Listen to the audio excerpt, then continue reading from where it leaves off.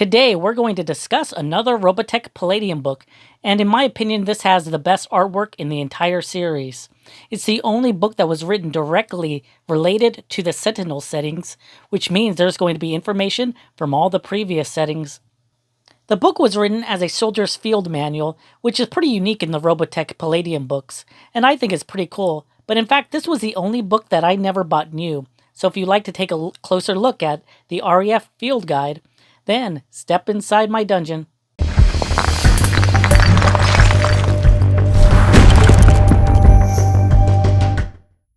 The first thing, and the easiest to talk about, is the artwork. Robotech Palladium had some great art, and this one is packed full of art. And I had all the Robotech art books at the time, so I was familiar with the art that was available for the series. But in the field guide, there was so much great artwork everywhere on the pages. If you want to see tons of pics on the Sentinel settings and see some unique drawings of the Alpha, Cyclone, and Invid, then you definitely need this book. On a previous video, I said I would buy anything marked Robotech on it, but I guess that wasn't always true, because I read through this book many times at the comic books shop, but I really never understood it. It really confused me. I really wasn't sure how to use it. The main thing I wanted in these Robotech books were stats. I wanted to use the mecha in my adventures. When you read the stat blocks in this book, you're only provided with the basic physical dimensions and speed. There's something important missing. Where is the mega damage capacity and weapon specifications? It would have been really nice to have these vital stats. Then the book could have been used as a good reference, like a Robotech version of Rule Cyclopedia. Please let me know in the comments if there's something I'm missing. What's fun and unique about this book is it's written as an army field manual, so it's written from the perspective of a standard soldier, so you get good tips on how to deal with the enemy. For instance, I like the combat data section. You are provided with practical advice for locating Invid, and once found, you're given tips on how to deal with them. I do like the strategy on attacking the Invid hive. They even show you eating utensils for the REF. The Game Master section should have been included in the Sentinels book. It provides notes on how to use characters from the earlier Sentinels settings. Old school RDF pilots and engineers are provided with modifiers when using new mecha. This book covers mecha from the Sentinel settings, so it includes some pretty cool mecha like the Alpha, the Beta, the Cyclones, and the REF Destroids.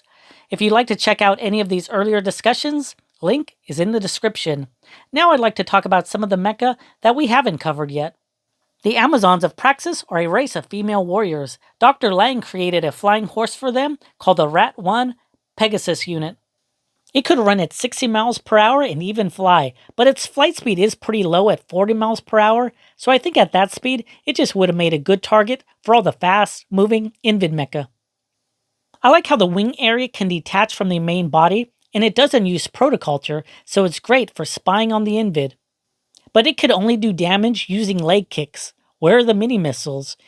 What goes along with a mecha horse? How about a chariot motorcycle? And I really love the design on this one. It's sleek and modern, and it's actually distinctively different than the Cyclone. What's crazy is it could transform into a chariot for the Pegasus, but without any additional weapons, really what's the point? It should have had some extra mini-missiles. I don't know, I really wasn't a huge fan of this mecha, but let me know in the comments if you use this in an adventure and you did anything cool with it. My favorite new mecha in this book and in the Sentinel setting was the MTA Titan.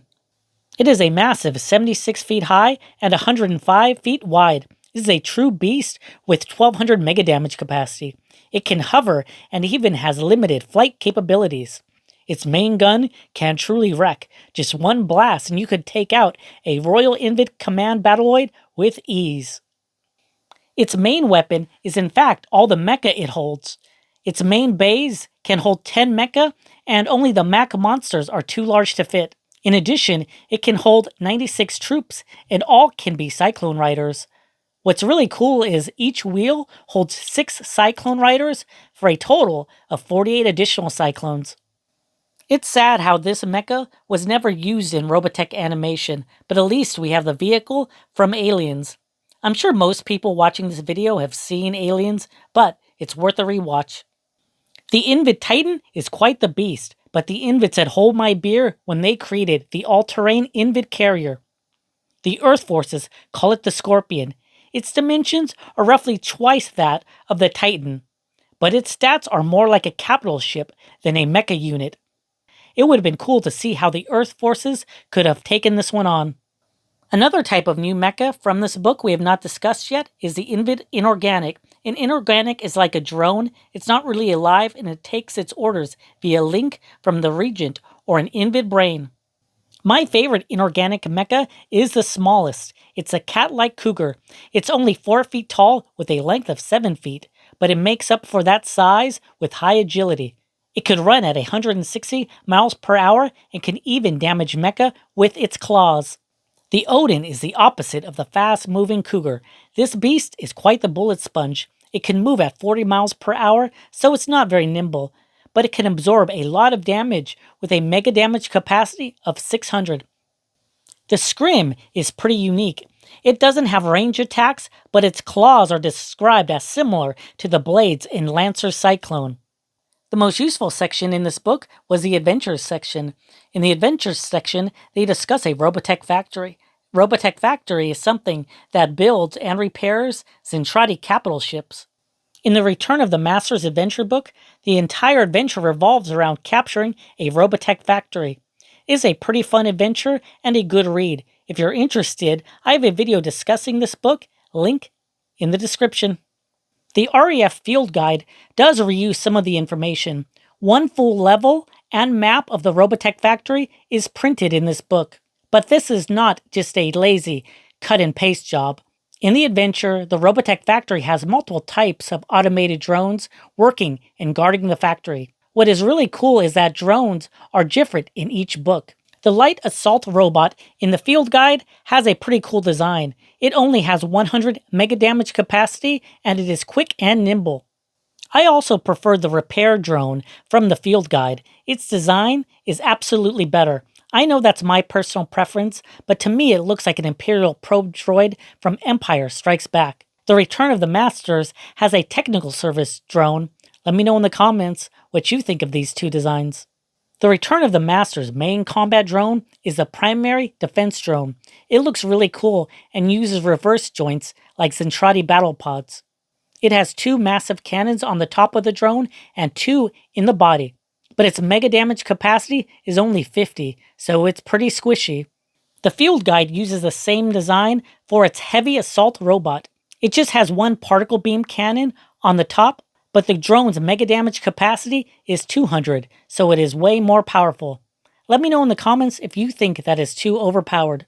Thanks everyone for watching all the way through. If you liked this video, please give me a like. And if you didn't like this video and you watched it all the way through, I really appreciate your time.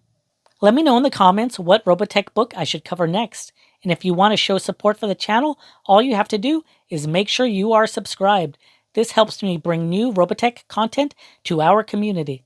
And I'll see everybody on the next adventure.